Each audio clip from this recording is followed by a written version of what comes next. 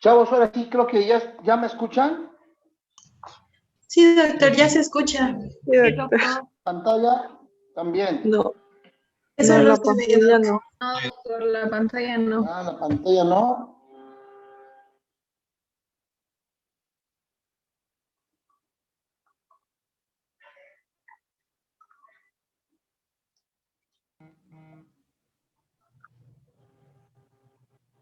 Doctor, disculpe, Sí. me comenta Dayana Santillán que tiene problemas con su internet, entonces a lo mejor se conecta un poco tarde, por si le pide permiso para entrar. Sí, ok. Muchas gracias, Pero doctor. creo que entra directa, pero sí, no hay Excelente. problema. Gracias. ¿Ya se ve la pantalla? Sí, doctor. Ahora sí ya estamos, ¿verdad? ¿Sí se ve? Sí, doctor. Sí, doctor. Perfecto, bueno, vamos a apurarnos con esto de las neuroinfecciones.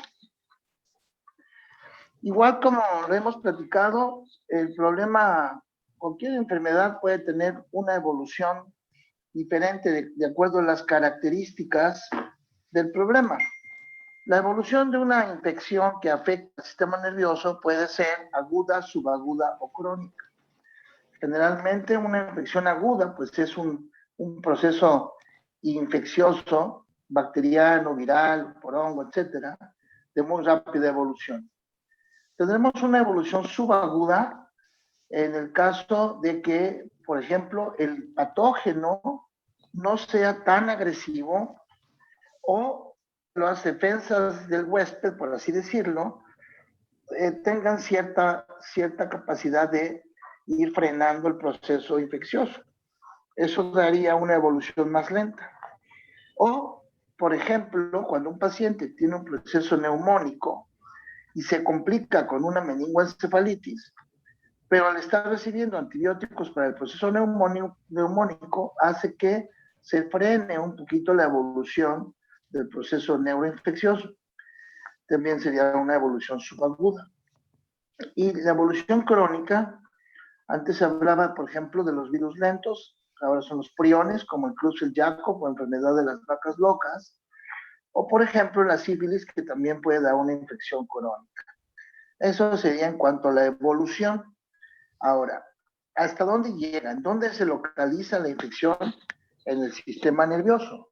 Bien, pues se localiza en las leptomeninges, en el encéfalo, en el cerebelo o en los ventrículos. Las leptomeninges son la pía madre, que es esta membranita delgadita, y la aracnoides, que corresponde a sus trabeculaciones y el espacio subaracnoideo. Puede llegar a la infección, por supuesto, también de la dura madre, conforme avanza la localización de la infección. De manera que tendremos un proceso de meningitis, de encefalitis, de acuerdo a la localización, la meningoencefalitis, que es muy común, pero podemos tener cerebelitis, mielitis, en el caso de la médula espinal, y aquí hablamos de estos dos casi siempre, ependimitis o ventriculitis. Las células ependimarias son las células que forman la pared de los ventrículos. Se inflaman, también pueden tener el proceso infeccioso y generalmente lo hacen así en forma conjunta. Como podemos nosotros ver, la vía de llegada de cualquier patógeno pues pueden ser varias. Una, por ejemplo, un traumatismo craneoencefálico directo.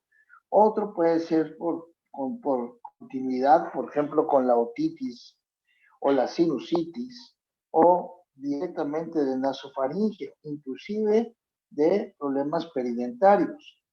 Pero bueno, también tendremos la vía aérea, la infección neumónica puede llegar directamente o al nasofaringe, o también podemos tener a través del corazón y la circulación, por ejemplo, en la endocarditis bacteriana, entonces llega directamente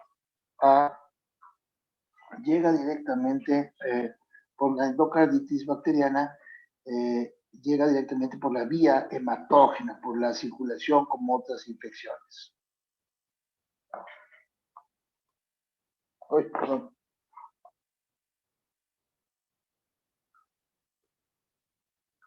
Once inside the body, the viruses make copies of themselves and enter the bloodstream.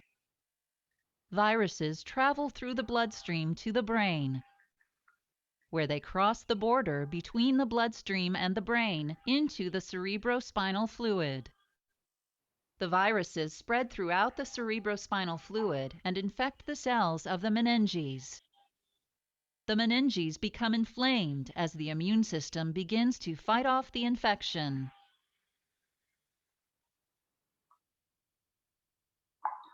Como pueden ver, el proceso inflamatorio hace que se cierre el espacio subaracnoideo y evidentemente, además de que va a dar aumento de la presión intracraneal, por esto aumenta también la cefalea y los signos de irritación meningial.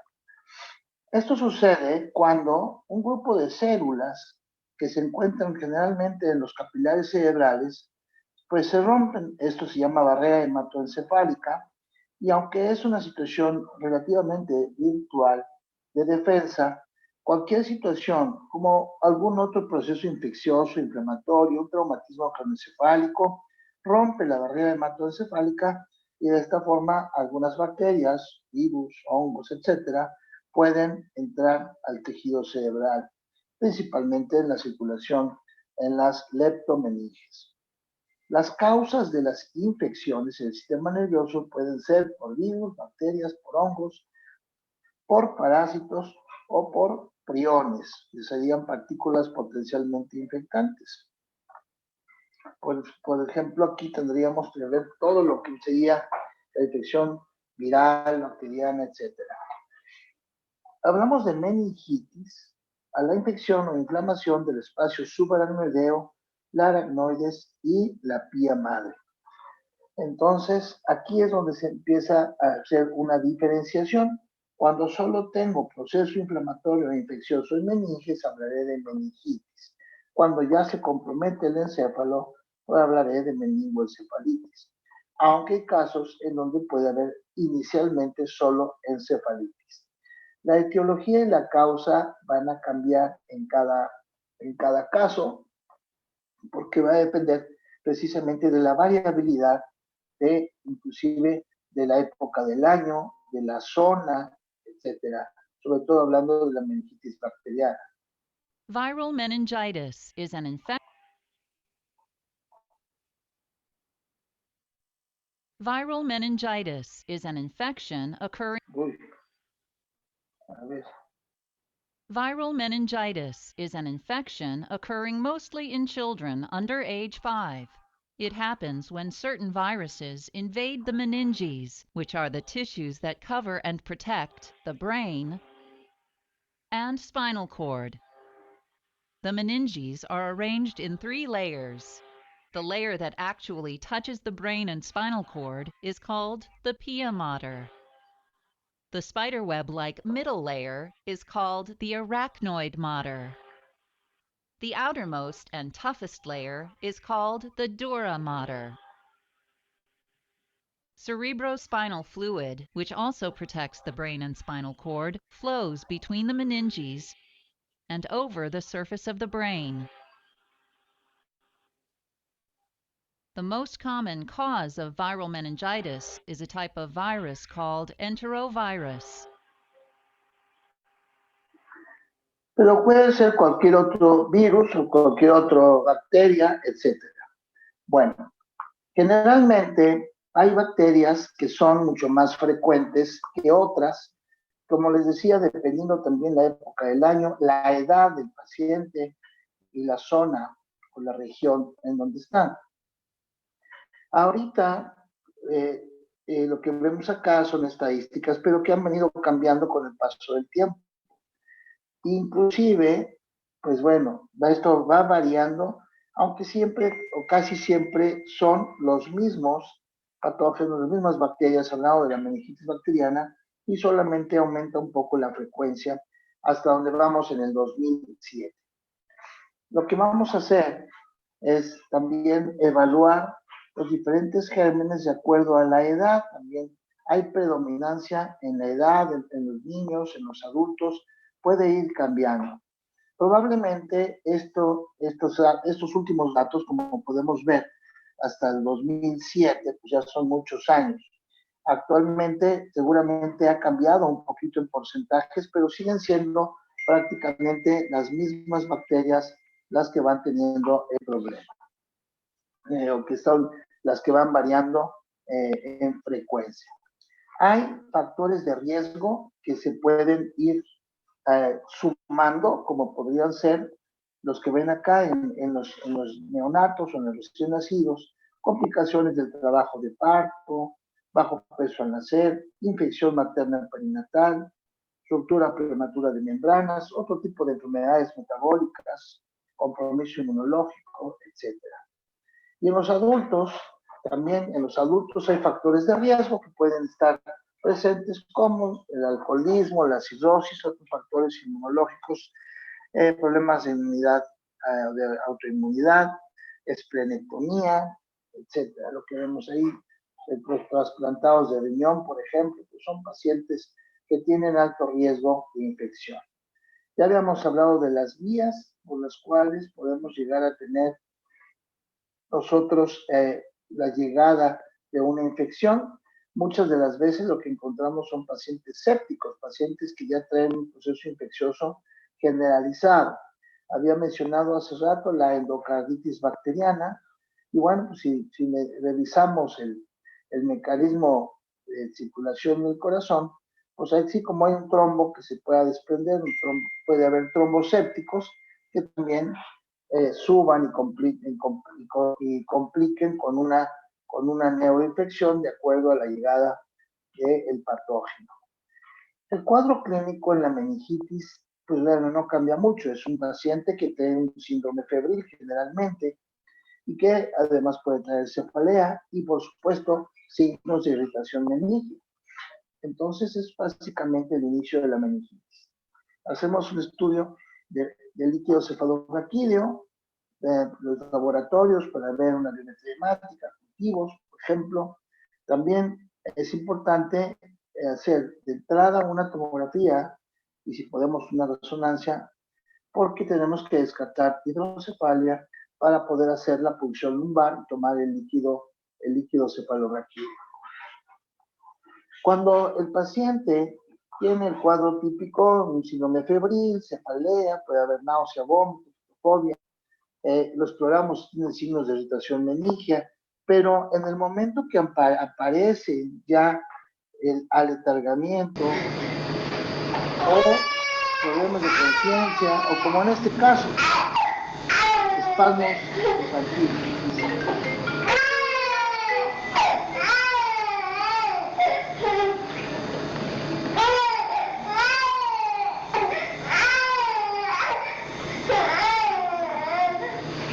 Entonces un niño que tiene meningoencefalitis y está con mucha cefalea, bueno, está con... Pero vean, eso se llaman espasmos infantiles, es un tipo de crisis epilépticas y ya veremos en su oportunidad y bueno, es parte de la complicación. Igual, vean, en el caso del meningococo, específicamente, como la presencia de esa erupción cutánea en niños, entonces ahí podemos nosotros valorar y ver, sospechar que se trate precisamente de un proceso neuroinfeccioso de tipo meningocóxico. Obviamente, dentro de lo más importante, los signos de irritación meningia con el proceso de inflamación, ya los recordamos, Kerlin, Lusinski, Vinda, etcétera. Y bueno, la punción lumbar. Si yo le hago una tomografía al paciente, veo que no tiene hidrocefalia, hacemos una punción lumbar y tomamos líquido cefalorraquídeo. Primero vemos la presión de apertura, vemos el aspecto que normalmente debe de ser totalmente transparente, como agua de roca. Podemos mandar las muestras de laboratorio, de líquido al laboratorio, citoquímico, cultivo, las tinciones, tinción de Gram, tinta china para buscar hongos. Podemos ver algunas otras pruebas en el caso de los cultivos, por ejemplo. El aspecto del líquido es importante porque vemos líquido purulento o líquido turbio, como ese que ven ahí. entonces eso ya me puede indicar que el líquido es un líquido que conocemos como líquido inflamatorio. Hay algunas diferencias entre el líquido de una meningitis bacteriana a una meningitis viral. Entonces, la bacteriana, principalmente los leucocitos, marcado con incremento de leucocitos, principalmente neutrófilos, y la glucosa disminuida, así como que las proteínas están aumentadas. Mientras que en la viral aumentan los leucocitos, pero los linfocitos principalmente, y algunos macrófagos, y si la diferencia es que la glucosa es normal en el caso de la encefalitis viral. Las bacterias consumen mucho más glucosa y eso disminuye la glucosa del líquido. El líquido totalmente transparente, agua de roca debe de ser, y el líquido amarillento, o más bien turbio, es el líquido inflamatorio o anormal. Cuando vemos nosotros la diferencia entre meningitis bacteriana y viral, vemos que la presión de apertura está mucho más aumentada en el proceso bacteriano. De la igual forma, la cuenta celular, lo normal es que yo tenga de 0 a 5 células por milímetro cúbico. ¿Qué va a pasar en la meningitis bacteriana? Predominan los polimorfos nucleares, pero por mucho, las células son mucho más que en el proceso viral, en donde en el proceso viral sí hay muchas células, pero no al grado de que se presente este número tan grande como la bacteriana. Bien, ahorita igual, en la bacteriana probablemente encuentre los gérmenes, gran positivos o negativos, que no encontraré en la viral. La glucosa está más disminuida en la bacteriana y normal en la viral. Y normalmente las proteínas, hiperproteinorraquia, sobre todo en la más notorio en el proceso bacteriano. Esas serían las generalidades del líquido.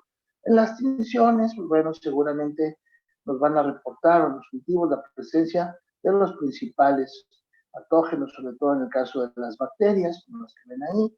Y bueno, en la tomografía puedo ver un reforzamiento meningio, a veces medio dudoso, no tan dudoso como, por ejemplo, aquí en el caso de una resonancia magnética, pues ahorita ya sabemos que la resonancia magnética nos da mucho más información del proceso meningio, pero también vean cómo ya hay afección encefálica, lo que significa que ya sería una meningoencefalitis. Bien, el manejo con medidas generales va a depender también del tipo de patógeno que tengamos. Inicialmente lo que hacemos es empezar con antibióticos en una situación que se llama en forma empírica.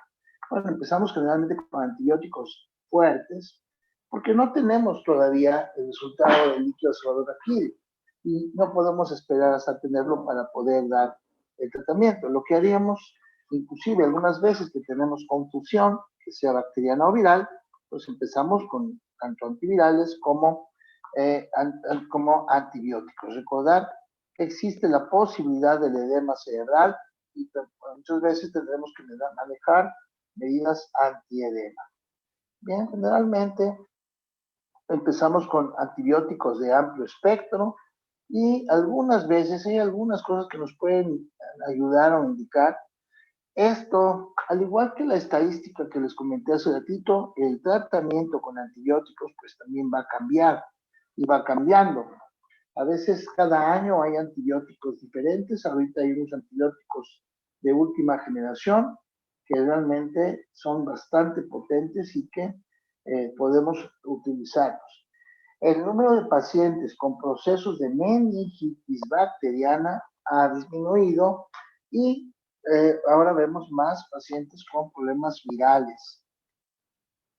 There is no treatment for most viruses that cause meningitis, though most people recover on their own within 2 weeks. Bueno, muchas de las veces no está comprobado que los medicamentos antivirales funcionen, pero generalmente sí utilizamos antivirales, aunque mucha de la literatura nos dice que a veces los antivirales no tienen una función muy específica a nivel del sistema nervioso. Todo esto de la utilización de antibióticos y antivirales para los procesos infecciosos va a ir cambiando de acuerdo, como les decía, a lo que vamos encontrando en el líquido cefalorraquídeo, que puede ser diferente a lo que estamos viendo acá. Lo importante es más bien que tengamos idea de la fisiopatología, de qué es lo que sucede cuando viene un proceso infeccioso, hasta dónde es la extensión del padecimiento y las medidas generales que se tienen que ir tomando. Igual, muchas veces internamos un paciente con una meningoencefalitis y a los 3 días está como nuevo y suspendemos el tratamiento. Pues no, tenemos que tener la duración de la terapia antibiótico terapia o inclusive los antivirales que usemos por la cantidad de días que nos indica de acuerdo al padecimiento y de acuerdo al germen causal. Es muy importante en la literatura o en las notas que pongamos nosotros ser muy específicos. Un paciente con meningitis bacteriana, con síndrome febril, cefalea, etcétera, o inclusive también de etiología viral, en el momento que el paciente entra ya en aletargamiento, problemas de conciencia, crisis de algún tipo, entonces hablaremos de que ese paciente ya tiene un compromiso encefálico y hablamos de meningoencefalitis. Aunque hay pacientes que no empiezan con signos meningios, no empiezan con meningitis y empiezan directamente con encefalitis. Y son pacientes que empiezan con cambios en el estado de ánimo, con estados de confusión, de irritabilidad, afásicos y por ahí fiebre. Entonces empiezan con una encefalitis pura. There is no treatment for Muchas most veces viruses that es cause caso de meningitis, encefalitis and viral, most la que people empiezan recover por on lo their own regular within 2 directamente con weeks. cambios de funcionamiento cerebral sin tener proceso meningio. En el caso de las encefalitis puras, así como estamos diciendo, ese paciente que tuvo a lo mejor neumonía y de repente fiebre y de repente estado confusional y afasia y lateroculsión, ese paciente empezó con encefalitis y por ahí tiene hasta crisis convulsiva. Entonces, la encefalitis es un proceso supurativo del parénquima cerebral, digamos, parénquima cerebral ya casi siempre asociado a inflamación meningia. O sea, por lo regular tendremos meningoencefalitis, pero puede no haber meningitis. Bien, y las manifestaciones serían encefalitis primarias o encefalitis secundarias, cuando tenemos un proceso viral generalmente previo. Bien, aunque la etiología puede ser cualquiera, podemos tener virus, tuberculosis, micosis, o la cisticercosa, que pues también puede dar encefalitis. Los cisticercos también, como lo vamos a platicar más adelante, pueden dar encefalitis. Bien, en el caso de la infección viral, hay virus que suben al sistema nervioso a través del nervio periférico, como en el caso del virus de la rabia, que sube lo que se llama transporte axonal retrógrado. Tenemos también la entrada y replicación viral por vía gastrointestinal, por piel, aparato urogenital o respiratorio. Y tenemos también la vía hematógena. Una vía hematógena donde tenemos, por ejemplo, por sangre, la llegada por capilares, rompiendo la barrera hematoencefálica y también llegan a los plexos coroides y al líquido cefalorraquídeo. Tenemos diagnósticos diferenciales en cuanto a los procesos neuroinfecciosos, con todo lo que la lista grande que ven aquí, muchos de ellos tienen que ver también con infección, como por ejemplo el acceso cerebral, el empiema, ¿sí? O alguna encefalitis por otra causa. Hablamos de meningitis, de encefalitis por otras bacterias o por otros patógenos, como por ejemplo el caso de la meningitis tuberculosa. Esta complicación, bueno, cuando baja hace muchos años la tuberculosis pulmonar, pues baja también la meningitis tuberculosa, que generalmente es una complicación de una tuberculosis a otro nivel. Al igual que en el pulmón, también en el cerebro se van a formar pequeños tubérculos con gran cantidad de exudado gelatinoso. La diferencia es que el material purulento, resultado de esta clasificación basal de los tubérculos, ese material purulento tiene un peso diferente al de la meningitis bacteriana, de manera que todo se va para abajo y se acumula en la base del cerebro. Aquí donde está el origen aparente de los pares craneales. De manera que una meningitis tuberculosa puede compartir muchos datos de cualquier otra meningitis, pero vamos a destacar en estos casos la afección de pares craneales y el compromiso motor, por compromiso del tallo cerebral. Y bueno, aunque esta paciente tenía un proceso diferente, esta paciente que se acuerda Enséñame los dientes. tiene una parálisis facial periférica bilateral. Cierre los ojos una fuerte, afección fuerte, de como si hubieran tallo estado chile o cerebral jabón. bilateral. Eso. Abre la boca grande. Esas son las cosas que vamos Ciérrela. a encontrar diferentes Enséñame los dientes. en la meningitis tuberculosa Y cierre los ojos fuertes, las dos cosas al mismo tiempo. en los otros procesos de meningitis.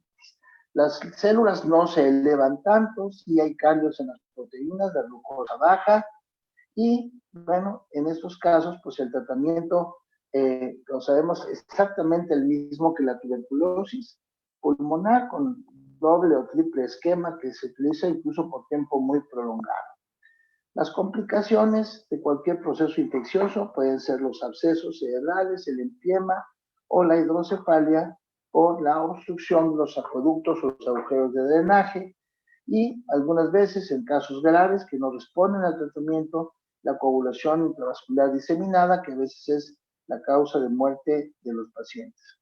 Los abscesos cerebrales son complicaciones también muy frecuentes y sobre todo los vemos en pacientes con procesos de inmunosupresión, y esto habla también, abre la puerta para hablar de dos procesos más, la criptococosis y la toxoplasmosis. Tendremos que hacer, en el caso de los abscesos, como esos que ven acá, tenemos que hacer nuestro diagnóstico diferencial con otras lesiones que potencialmente pueden causar lesiones anulares, como por ejemplo los criptococos.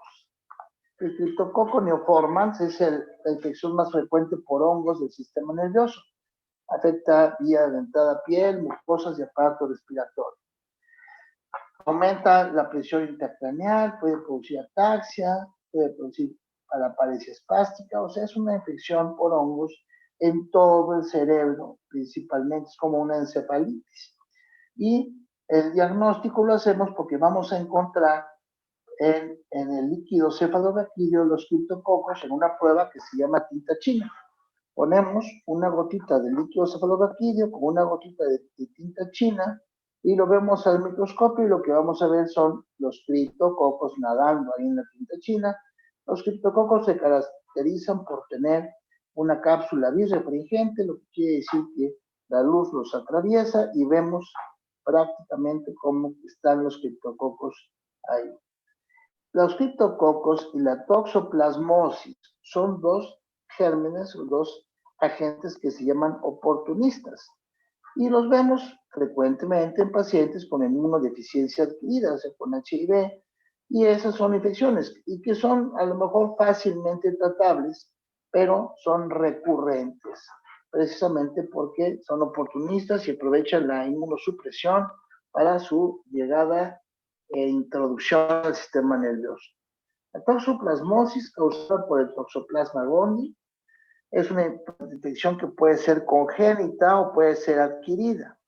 Congénita es el resultado de la toxoplasmosis de la madre, y la adquirida es generalmente por comer carne cruda o estar en contacto con heces de gato o manipulación de corderos. En ambos casos hay síndromes un poquito diferentes. La forma adquirida con mioclonías, que es un tipo de crisis, asterixis y datos de meningoencefalitis, como los que hemos visto hasta ahorita. En el caso de toxoplasmosis congénita, lo que vemos es un niño que puede tener, desde muy pequeñito, puede tener fiebre, exantema, crisis convulsivas, hepatosplenomegalia, coloretinitis y microcefalia. Muchos de estos niños pasan desapercibidos, no sabemos que tuvieron toxoplasmosis, hasta que por ahí de los 8 años, a lo mejor de edad, o 7, 8 años, convulsionan, llevan a consulta y el niño está panzoncito porque tiene hepatosplenomegalia. Además tiene una catarata y tiene una cabecita chiquita, viene con microcefalia. Pero pues es de nacimiento porque la infección fue congénita y entonces no, lo que estamos viendo ya es una complicación por ahí de los 7, 8 años con las crisis. Esa es una lesión anular, es un toxoplasma y con edema perilesional más o menos importante. El diagnóstico diferencial entonces lo hacemos con los abscesos, lo hacemos hacer también los hongos, pueden dar una situación muy parecida. La tuberculosis generalmente da meningitis, pero rara vez da una lesión muy parecida que se llama tuberculoma. Entonces, cuando tengamos lesiones anulares, así como esta, en forma de anillo, con edema perilesional, desde el punto de vista infeccioso, es en absceso piógeno, en la toxoplasmosis, la criptococosis, principalmente, bueno, y el tuberculoma. Y de las lesiones anulares no infecciosas, vamos a ver principalmente las metástasis, que son lesiones, no son infecciosas, pero pueden ser también lesiones muy parecidas a las que vemos ahí, aunque generalmente son múltiples. Bueno, ¿alguna pregunta de lo que vimos hoy hasta acá? Esa es una embarradita de las patologías que nos tenemos que tener en cuenta, aunque no son tan frecuentes, pero hay que tomarlo en cuenta, sobre todo en algunas épocas del año y en algunas áreas de nuestro territorio. ¿Preguntas? Doc, Doctor, perdón, tú primero. gracias. Sí, Doctor, ¿podría repetir lo último de lo de, o sea, qué podemos pensar si encontramos lesiones en anillo o lesión anular? Sí, las lesiones anulares, voy a ver mucho de lesiones anulares en el curso. Lesión anular es así que tiene forma como de anillo, con edema. Esas lesiones, vamos a dividirlas de la etiología, infecciosa y no infecciosa.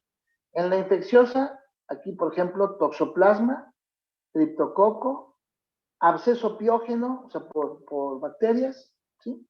Me faltó decirles la cisticercosis, por supuesto, entra ahí, ¿sí? Y los hongos, ¿no? El criptococo, hay otro coicidioidomicosis, también son hongos, las palomas, que también dan esas lesiones anulares. Esos son los infecciosos. Y las lesiones anulares no infecciosas, principalmente son las metástasis. Y en segundo lugar serían los gliomas, los ascrocitomas. Dan también una imagen muy parecida anular. Conforme pasa el curso vamos a ir viendo muchas imágenes que no se les olvidan. Porque por eso repetimos y les pongo las imágenes y hacemos hincapié. Lesión en forma de anillo, con edema perilesional. Entonces, ¿cuáles son las posibilidades? Que tenga un cuadro clínico infeccioso, paciente que viaja, que tiene además una calcificación por cisticerco, ¿no? Pues puede ser cisticerco. Y así cada una de ellos, ¿no? Sí, doctor, gracias. ¿Sí? Doctor, ¿Ok? Sí. en un cuadro de meningoencefalitis puede ser causa, aunque ya se haya resuelto, de cuadros de epilepsia. A ver, sí, claro, porque te deja una secuela. Un proceso inflamatorio, infeccioso, te daña neuronas y te deja secuela. Así de que, por ejemplo, hay niños que tuvieron meningitis o encefalitis y como consecuencia te dejan una lesión. Hablamos de crisis con mucha frecuencia. Cuando veamos Parkinson, van a ver que también hay Parkinson postencefalítico. O sea que te puede dejar muchas lesiones y muchas situaciones clínicas para más adelante. Gracias, doctor. Sale, chavos. Mañana vamos a ver cisticercosis, ¿sale? Sí, doctor. Doctor, doctor, una Más pregunta. lesiones de estas. Sí, adelante. ¿Qué tan frecuente es la neuroinfección o encefalitis por el virus JC y el VK? ¿Y cuál sería el tratamiento en Ah, el caso? no, esos son muy poco frecuentes. Los vemos en pacientes con inmunosupresión, sobre todo un poquito de inmunosupresión provocada. Por ejemplo, hay casos de esclerosis múltiple, que es una enfermedad autoinmune, que es una enfermedad autoinmune que en la que nosotros utilizamos medicamentos inmunosupresores muy fuertes, como los monoclonales y muchas cosas para tratar de, vamos a decir, resetear el sistema inmunológico del paciente. Entonces, esos pueden causar el virus JC. Los otros virus raros también, son en pacientes inmunosuprimidos. El tratamiento, pues, se han utilizado antivirales, aunque, bueno, la literatura todavía pone muchas dudas en cuanto a la situación de que el aciclovir, el panciclovir funcionen en todos los casos. Depende mucho de la fortaleza y el estado general del paciente.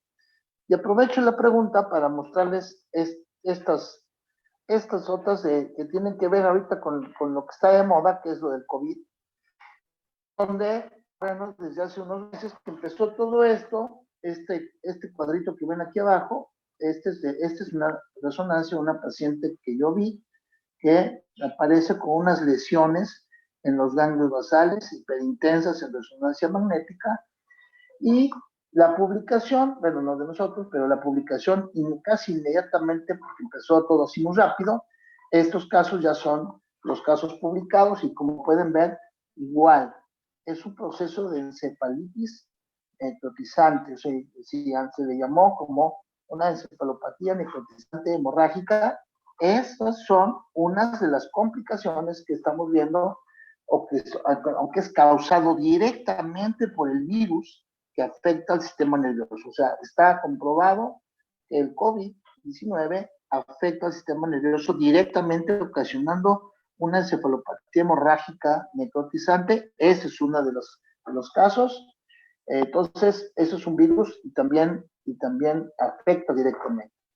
También el coronavirus, hay reportes, aquí nada más son 2 casos, pero ya hemos tenido como 6 casos en lo que veamos de hemorragias parenquimatosas severas, precisamente también debido al coronavirus. De alguna u otra forma, afectan de forma significativa la vascularidad y los procesos de la coagulación, inclusive también, como pueden ver, hay zonas de infartos grandes ocasionados por el COVID y vamos aprendiendo más, estamos sobre eso en los pacientes porque se van encontrando muchas manifestaciones neurológicas.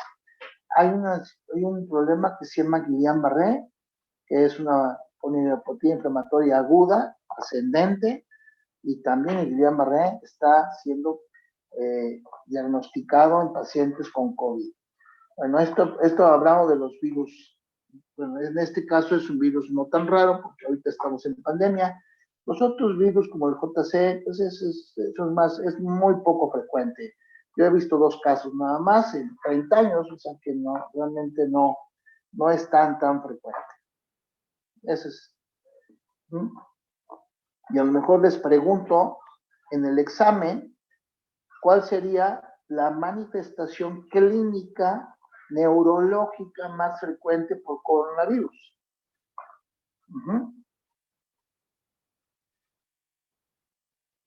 Entonces, ¿cuál es el síntoma más frecuente? Entonces, ustedes pregunten a los pacientes o a las gentes que han tenido algún conocido o alguien que haya tenido coronavirus, ¿cuál es el cuadro clínico? Pues puede haber mucho, que la neumonía, que la fiebre, pero casi todos tienen cefalea. La cefalea es el dato más frecuente de complicación neurológica por coronavirus. ¿Alguna otra pregunta?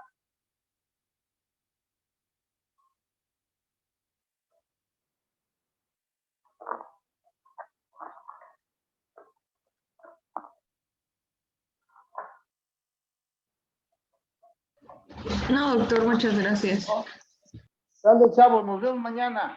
Hasta mañana, Hasta doctor. mañana, doctor. Gracias, doctor. Dios.